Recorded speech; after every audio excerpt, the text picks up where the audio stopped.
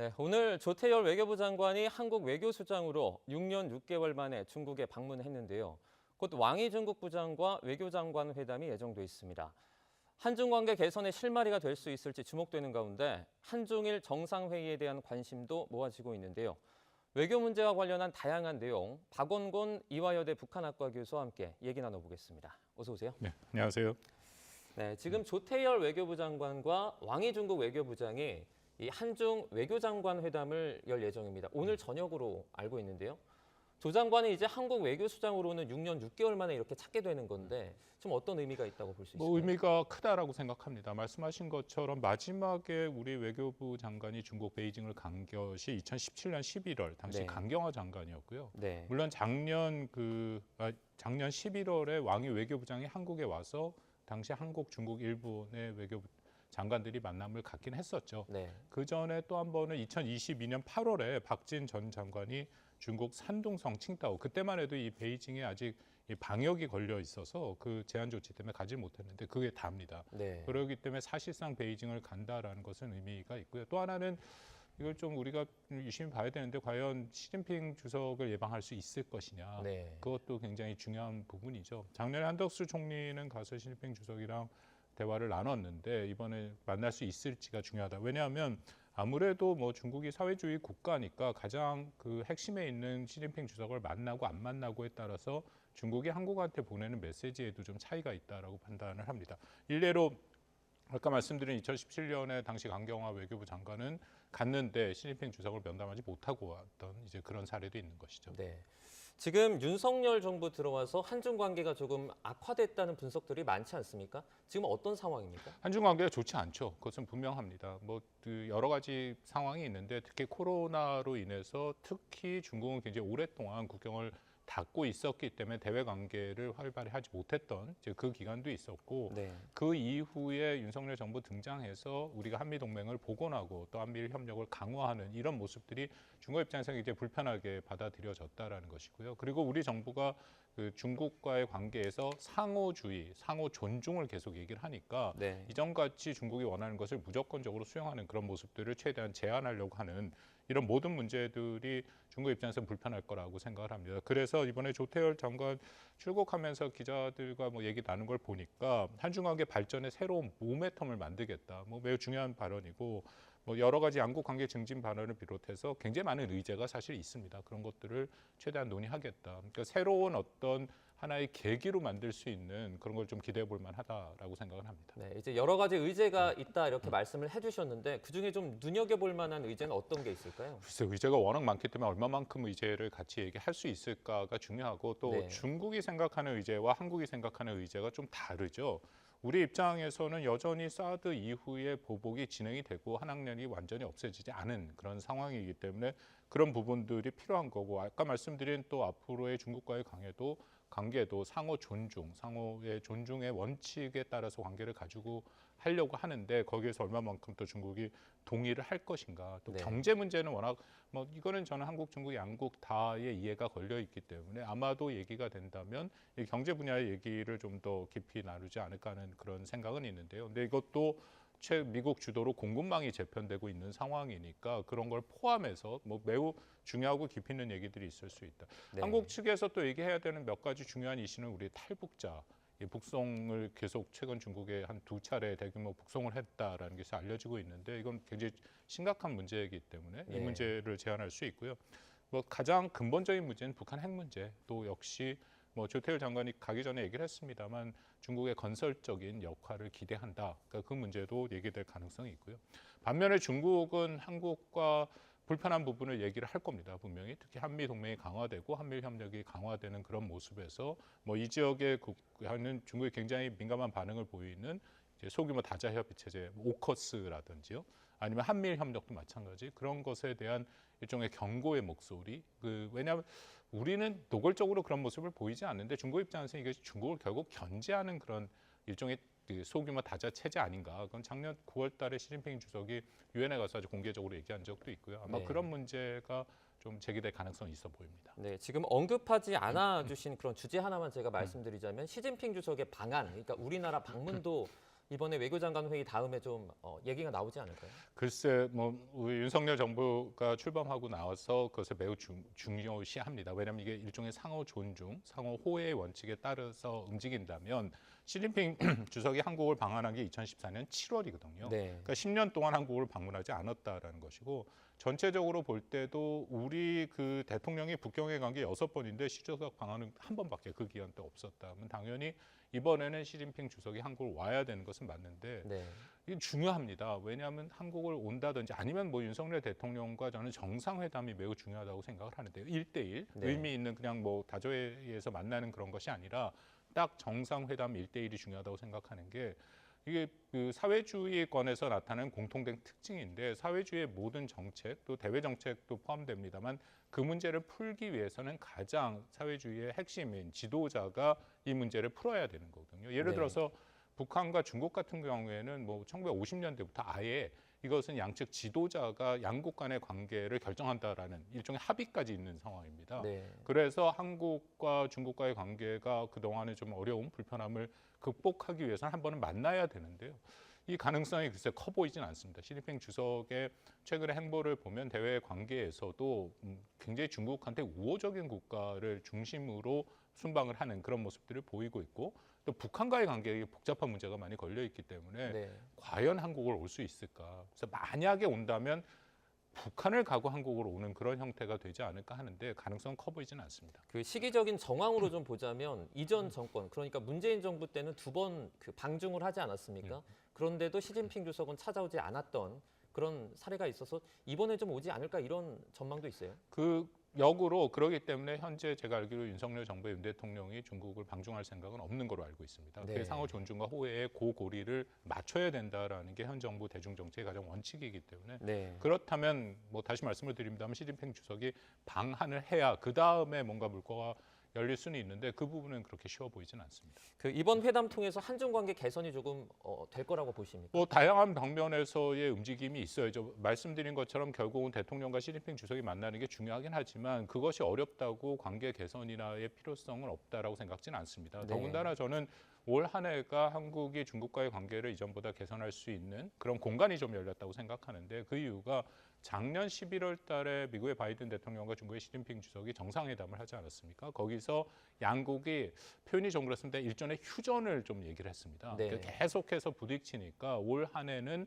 좀 양쪽이 갈등을 관리하는 그런 형태로 가자. 왜냐하면 미국도 대선이 있고 중국도 경제가 어렵고 내부 상황이 어려우니까 서로 간에 계속 부딪히는 거는 양쪽 다 굉장히 불리한 상황이다라고 판단을 했던 거죠. 네. 그래서 현재 미국과 중국이 다방면에서 대화가 열리고 대화가 진행이 되고 있습니다. 이렇다면 우리 입장에서도 그 대화할 수 있는 공간이 좀 열린 거거든요. 아마도 이번에 조 장관이 가서 왕이 외교부장을 만나는 것도 이제 그런 일환이라고 생각이 되는데 그 나머지 시간 동안에 우리가 다방면, 다차원의 그런 대화를 계속 이끌어가는 것은 중요하다고 생각합니다. 네, 이제 서울에서 열리기로 예정돼 있는 한중일 정상회의도 상당히 주목을 많이 받고 있는데요.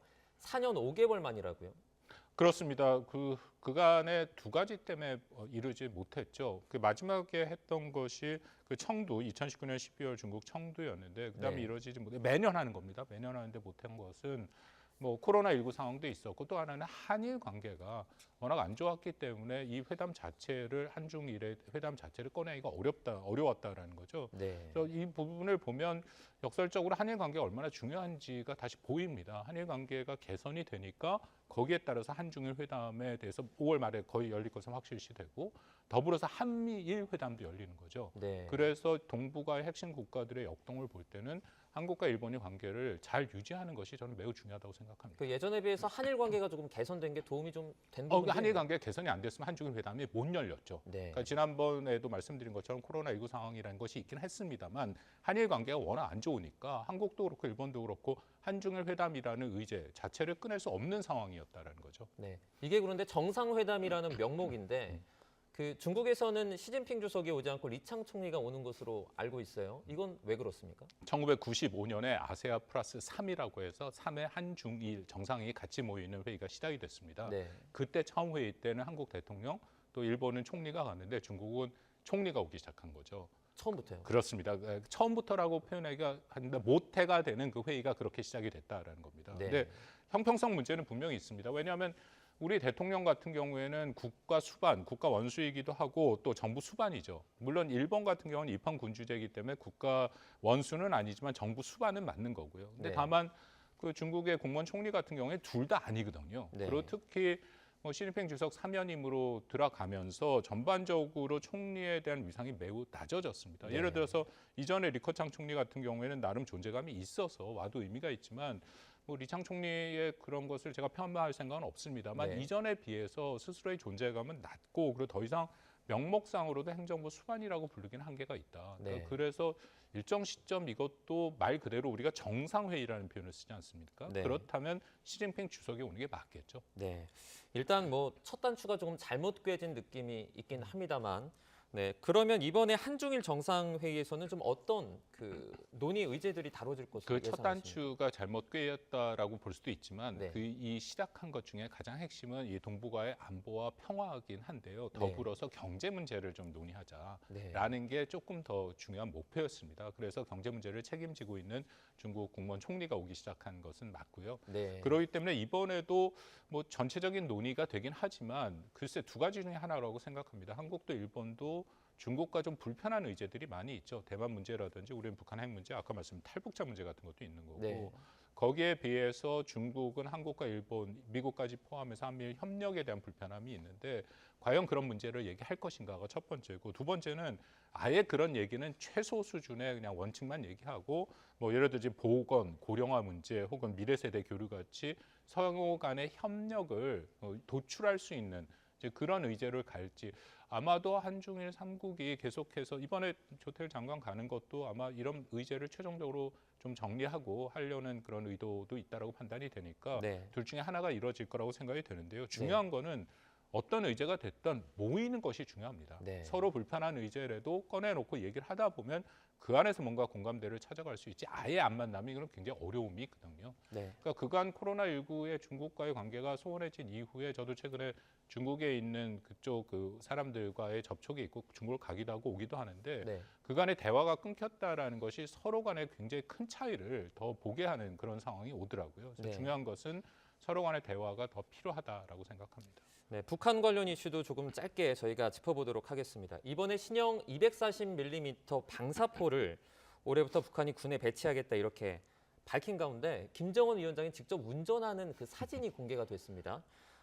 기본적으로 이 신형 240mm 방사포라는 건 좀 어떤 겁니까? 그 이른바 서울 불바다에 사용되는 장사정포라고 많이 알려져 있죠. 네. 그 사거리는 65에서 70km 정도 나가고 있고 한 200문 정도가 이른바 전진 배치돼 있다라고 보이는데 이번에 김정은의 그 핵심은 몇 가지가 있습니다. 일단 240mm 그냥 단순한 방사포가 아니라 네. 북한식 표현하면 조종 방사포가 있어요. 유도 장치를 집어넣었다라는 것이죠. 거의 미사일이랑 비슷하네요. 그러니까 미사일 구경이 좀 더 커진 북한이 사실상 미사일 같은 600mm 방사포 KN-23이 있는데 그거는 네. 사실상 탄도 미사일로 보면 되고요. 240mm 방사포는 122mm와 함께 주력으로 사용되는 겁니다. 이게 네. 우크라이나에서도 지금 확인이 되고 있는 건데 중요한 것은 이전에 이 유도 장치가 없었기 때문에 표현이 그렇습니다. 대충 쐈다라는 거예요. 네. 목표물을 정확히 맞출 수가 없었다. 네. 그렇다면 서울에 쏜다라는 거는 전쟁이 만약 북한이 남침을 한다면 그냥 쏘는 것이 아니라 명백하게 한국의 서울에 있는 전술 목표들을 먼저 타격을 해야 되는데 그 능력이 없었다라는 거거든요. 그런데 드디어 이번에 조종 장치를 단 방사포를 갖고 나왔다라는 것은 그래서 김정은이 지난 2월에도 갖고 이번에도 와서 상당히 전략적 의미가 있다라고 의미를 부여하는데요. 네. 역으로 한국이 이건 북한은 방사포라고 하는데 우리는 다연장 로켓이라고 얘기를 하고 있고 네. 주한미군도 갖고 있고 한국도 갖고 있는데 훨씬 더 우리가 기능이 뛰어납니다. 우리는 이미 조종 유도 장치가 다 있고요. 아주 정확하게 북한의 목표물을 때릴 수 있는 타격할 수 있는 능력이 있는 거죠. 그런 면에서 북한이 이렇게 갖고 나오긴 하지만 여전히 앞으로 한 3년간 배치를 하겠다. 물론 배치가 되면 우리한테 위협이 좀 더 커지는 것은 사실이지만 그거 자체가 한미가 갖고 있는 그런 능력의 역량에 비해서는 매우 부족하다라고 일단 큰 틀에서 평가는 됩니다. 네, 이렇게 공개하는 이유가 러시아 수출도 있다 이런 얘기도 나오는데 어떻습니까? 그렇습니다. 김정은이 보통 일종의 현지지도 군부대를 가거나 무기를 보는 경우에 재래식 무기는 잘 안 가거든요. 네. 주로 핵 관련된 미사일이라든지 이제 그런 부분인데 이번에 240mm는 것이 사실 옛날부터 쓰던 그런 무기 체계의 조종 장치를 단 그런 형태로 보여줬다라는 것은 러시아의 수출 가능성을 저는 배제할 수 없다고 생각합니다. 이미 네. 북한이 이 122mm부터 방사포를 수출해서 우크라이나 전장에 보이는데 이게 1970년대 만들어진 그런 네. 것들이거든요. 그래서 불발탄도 많이 나오고 성능이 매우 떨어져 있다라는 모습들이 보이는데 이번에 김정은이 지금 사진에 나온 겁니다만 직접 보여줌으로써 이것은 신형 무기다라는 걸 보여줌으로써 오히려 러시아의 입장에서는 좀 더 필요성을 부각하는 네. 그런 어떤 그 모습이라고 평가도 된다고 생각합니다. 그 짧게 하나만 더 여쭤보겠습니다. 이번에 북한 해킹 관련 이슈 있지 않습니까?